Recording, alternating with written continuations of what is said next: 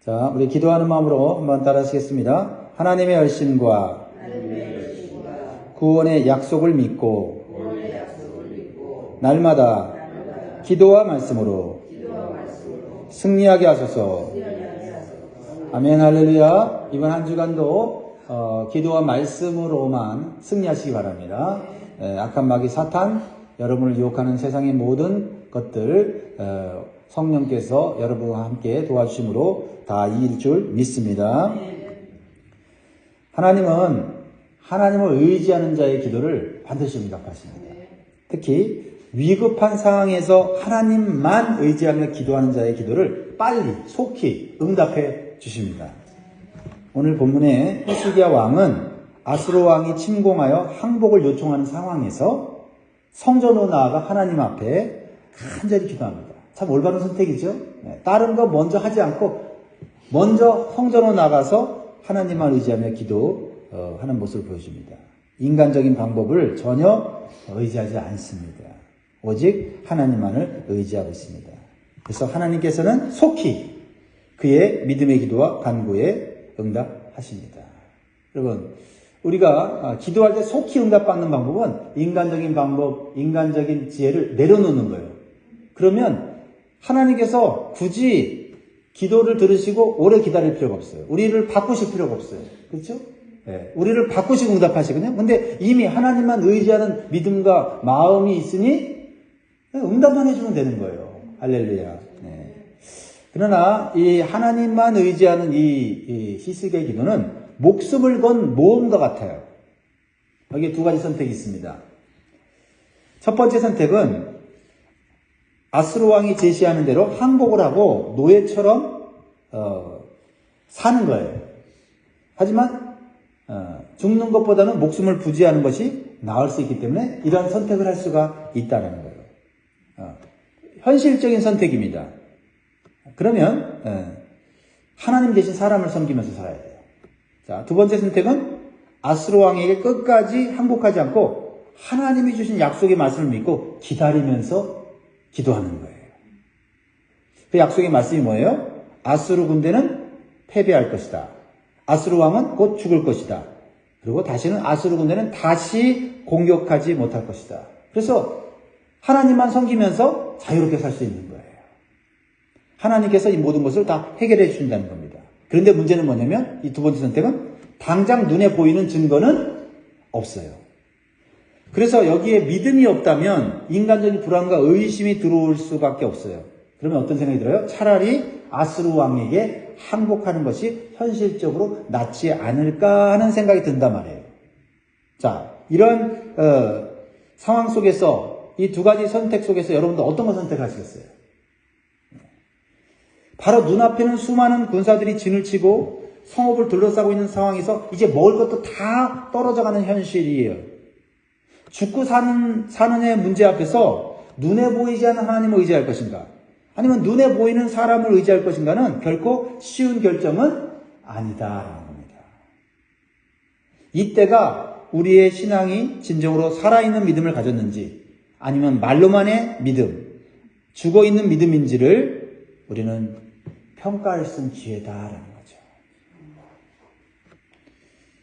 여러분들은 하나님을 믿는 믿음, 하나님 약속의 말씀을 믿는 믿음으로 현실보다는 하나님이 주실 미래의 축복을 바라보시기를 주의 이름으로 축복합니다. 오늘 본문이 보여주는 교훈은 이러한 두 가지 선택 상황에서 오직 하나님만을 의지한다면 하나님께서 분명히 구원의 역사를 이루신다는 것을 확실하게 보여주는 거예요. 하나님의 약속의 말씀은 당장은 눈에 보이지 않지만 반드시 미래에 실현되는 현실이 됩니다. 그러나 강력한 힘을 가진 아수르의 왕은 아수르 왕의 말은요 당장 위협이 돼요. 무서워요. 두려워요. 그러나 그의 말은 보장할 수 없는 불확실한 현실이에요. 그래서 히스기야 왕과 남아있는 유다 백성들은요 믿음을 가지고 아수르 왕에게 항복하지 않고 하나님의 약속의 말씀에 자신의 생명과 미래를 맡깁니다. 그럴 때 하나님께서는 오늘 본문에 좀 더 확실한 증거를 주세요. 우리가 하나님 말씀을 믿는다는 것이 좀 불안할 때가 있어요. 믿음이 없으면. 믿음을 가지고 하나님 말씀을 믿고 약속을 믿고 하나님께 내 생명과 미래를 맡기면 그때 하나님이 또 구체적으로 우리의 삶을 인도해 주신 걸 보게 돼요. 그래서 또 하나님을 믿게 되고 또 하나님을 믿게 되는 거예요. 자, 29절 오늘 말씀 보세요. 또 내게 보일 징조가 이러하니 너희가 금년에는 스스로 난 것을 먹고 내년에는 그것에서 난 것을 먹되 제3년에는 심고 거두며 포도원을 심고 그 열매를 먹으리라. 지금 전쟁 중에 농사를 지을 상황이 아니죠.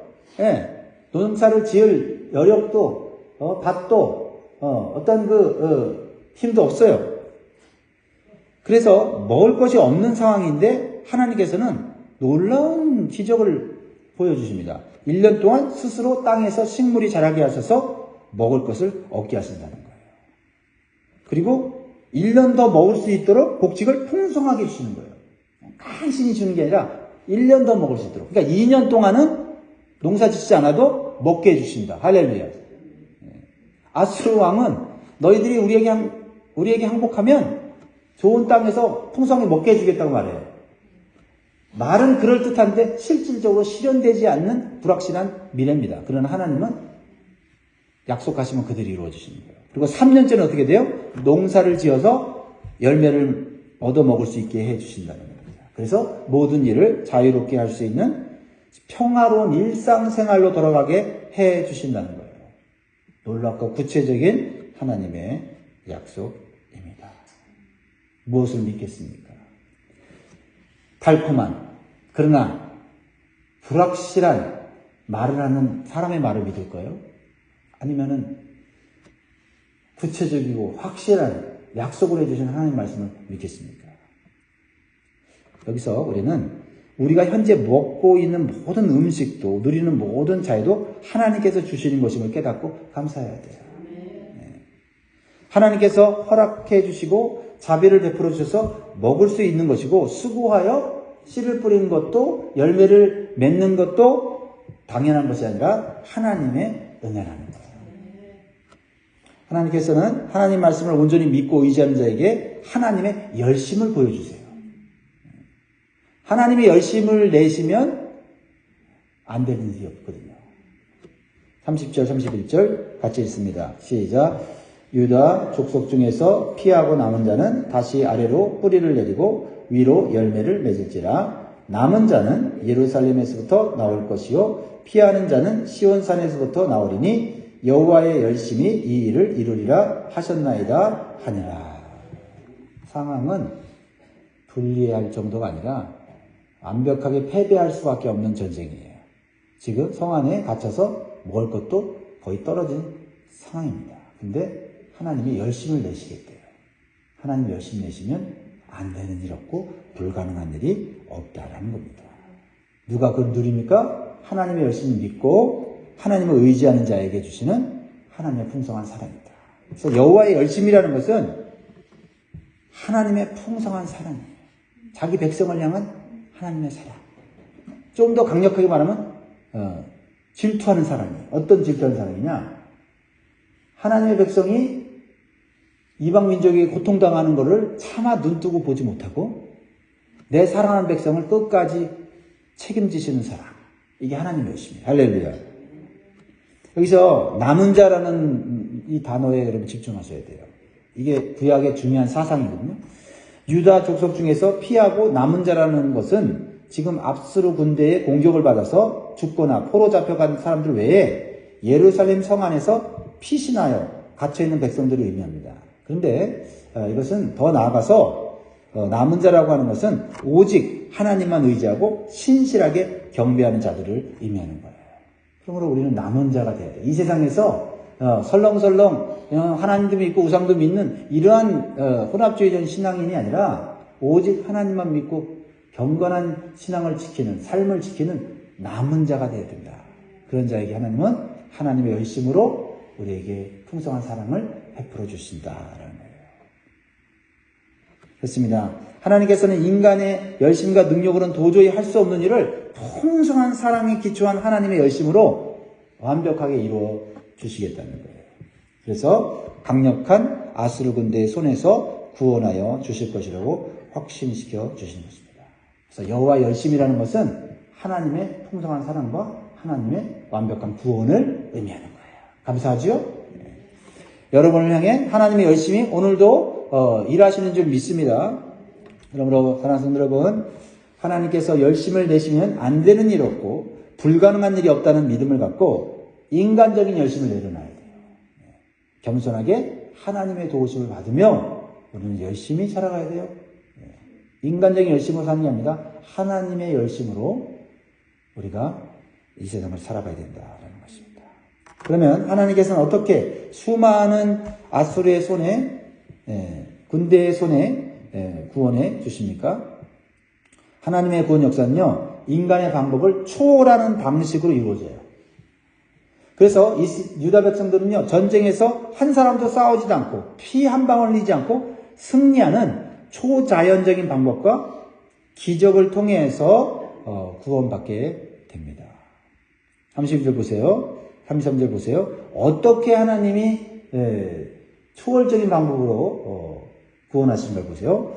32절. 그러므로 여호와께서 아수르 왕을 가리켜 이르시기를 그가 이 성에 이르지 못하며 이리로 화살을 쏘지 못하며 방패를 성을 향하여 세우지 못하며 치려고 토성을 쌓지도 못하고 오던 길로 돌아가고 이 성에 이르지 못하리라 하셨으니 이는 여호와의 말씀입니다. 여러분, 이거는 전쟁의 방식을 얘기해요. 근데 여러분, 전쟁하러 왔어요? 그럼 전쟁 가까이, 아니, 성 가까이 갈 수 있는 건 내 의지와 노력으로 갈 수 있죠. 그리고 화살 쏘는 거? 내 힘만 있으면은, 화살 당길 힘만 있으면 쏠 수가 있어요. 그리고 성에서 돌을 던지면 방패로 막을 수 있는 힘이 있습니다. 그런데 하나님께서 그것도 허락하지 않으면 방패도 화살도 성 앞에 가는 것도 할 수가 없다는 거예요. 그래서 하나님의 구원은요, 인간의 노력과 공로가 전혀 들어가지 않아요. 오직 하나님의 능력과 은혜만이 나타나는 거예요. 싸우지 않아도 돼요. 피 한 방울 흘리지 않아도 돼요. 왜요? 적이 가진 무기가 아무리 많아도 사용하지 못해요. 적이 아무리 막 강한 훈련을 받았어도 성 앞에 오지도 못한다고요. 이게 하나님의 구원의 역사다. 그래서 에베소 2장 8절에서 9절에 보면 하나님 구원에 대해서 이렇게 얘기하고 있어요. 너희는 그 은혜에 의하여 믿음으로 말미암아 구원을 받았으니 이것은 너희에게서 난 것이 아니요 하나님의 선물이라. 행위에서 난 것이 아니니 이는 누구든지 자랑하지 못하게 함이라. 그렇습니다. 하나님의 구원은요, 오직 자신과 언약을 지키기 위해서 이루시는 하나님의 은혜이고 선물이에요. 34절 보세요. 내가 나와 나의 종 다윗을 위하여 이 성을 보호하여 구원하리라 하셨나이다 하였더라. 유다 백성들의 연약함과 부족함, 아니면 그들의 잘남과 그들의 선함 때문에 구원한 게 아니라 하나님 스스로 구원하시고 싶으니까, 사랑이 많으니까, 그리고 다윗과 언약한 그 언약을 지키는 신실성 때문에 유다 백성들을 구원해 주시는 거예요. 그러니까 유다 백성과는 상관이 없어요. 그들의 어떤 노력과 그들의 어떤 선행과 그건 상관이 없다는 말이에요. 그러니까 히스기야 왕과 유다 백성들이 한 건 뭐예요? 하나님의 구원을 선물로 받은 것 외에는 없다. 그리고 하나님이 구원해 주실 것을 믿고 기도하는 것밖에 없어요. 이게 우리에게 이루어 주신 하나님의 구원이에요. 그렇습니다. 우리가 예수 그리스도를 통해서 받은 구원도 마찬가지라는 거예요. 우리가 남들보다 뭔가 잘한 것이나 선행이나 어떤 특별한 재능과 봉사 때문에 구원받은 게 아니다 라는 것입니다. 하나님께서 죄인된 우리를 불쌍히 여기시고 사랑하셔서 또한 하나님의 영광을 위해서 우리를 구원하신 거예요. 하나님이 대단한 분이구나. 하나님 우리를 구원하기에 부족하면 완벽한 분이구나. 우리가 어떤 상태에 있어도 하나님은 구원하시는 분이구나. 이거 하나님 영광 받으시려고 우리를 구원하셨다는 거예요. 그리고 우리가 이 사실을 믿는 믿음, 그 믿음 때문에 우리는 구원을 선물을 받아서 온갖 혜택을 누리며 사는 것입니다. 구원과 영생과 천국과 천국의 좋은 것들을 누리게 되었다는 것입니다. 그리고 하나님의 구원은 오래 걸리지 않고 한순간에 이루어져요. 끙끙거리면서 그냥 한 사람 한 사람 구원하느라고 하나님이 끙끙거리고 구원하는 게 아니라 하나님은 한순간에 구원하세요. 35절 보세요. 놀랍지 않습니까? 하나님 구원하시겠다 하면 이렇게 구원하세요. 같이 읽습니다. 시작. 이 밤에 여호와의 사자가 나와서 아수르 진영에서 군사 18만 5천 명을 친지라. 아침에 일찍이 일어나 보니 다 송장이 되었더라. 하나님께서 히스기야 왕과 유다 백성에게 너희를 구원하겠다라고 말씀하셨어요.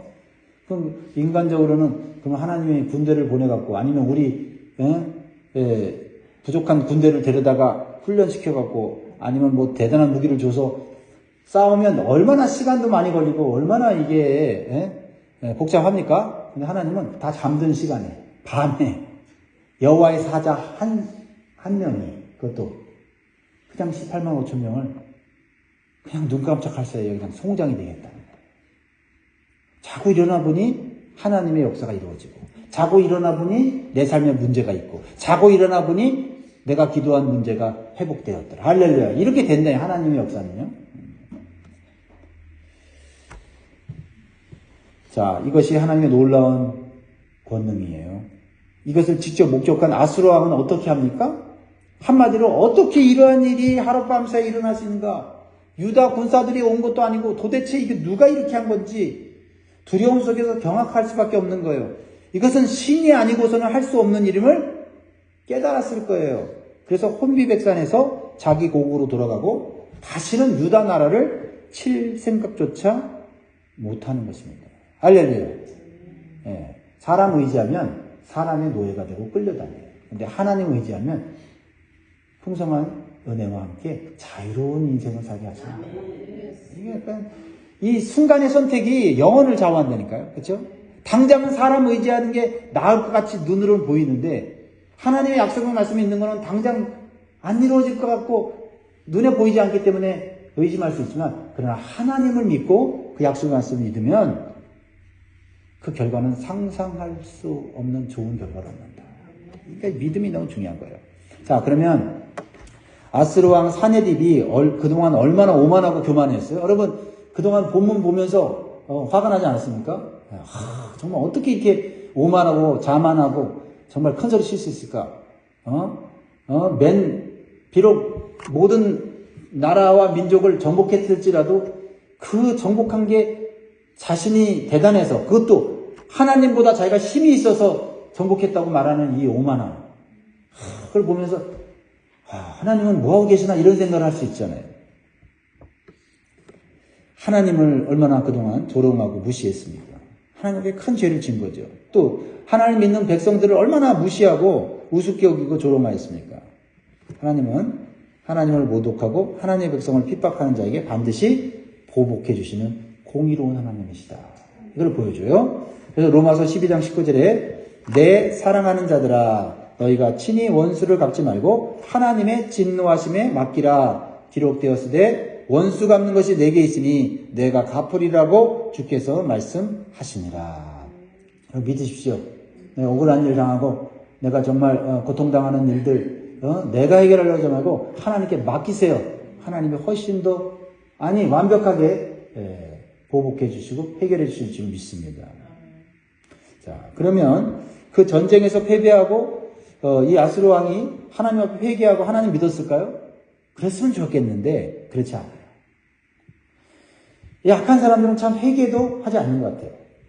이 세상에서 가장 어리석고 불행한 사람은 하나님이 없다고 인정하지 않는 사람이에요. 그런 사람은 하나님의 은혜로 살면서도 그걸 모르고 하나님을 무시하는 사람입니다. 이런 사람은 하나님의 심판을 피할 수 없고 멸망당할 수밖에 없어요.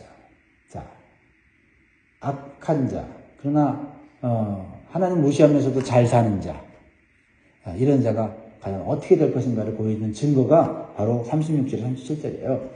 아스루 왕 사네립이 떠나 돌아가서 니느에 거주하더니 그가 그의 신 니스록의 신전에서 경배할 때에 아들람 멜렉과 사라셀이 그를 칼로 쳐 죽이고 아라랏 땅으로 그들이 도망하며 그 아들 에살핫돈이 대신하여 왕이 되니라.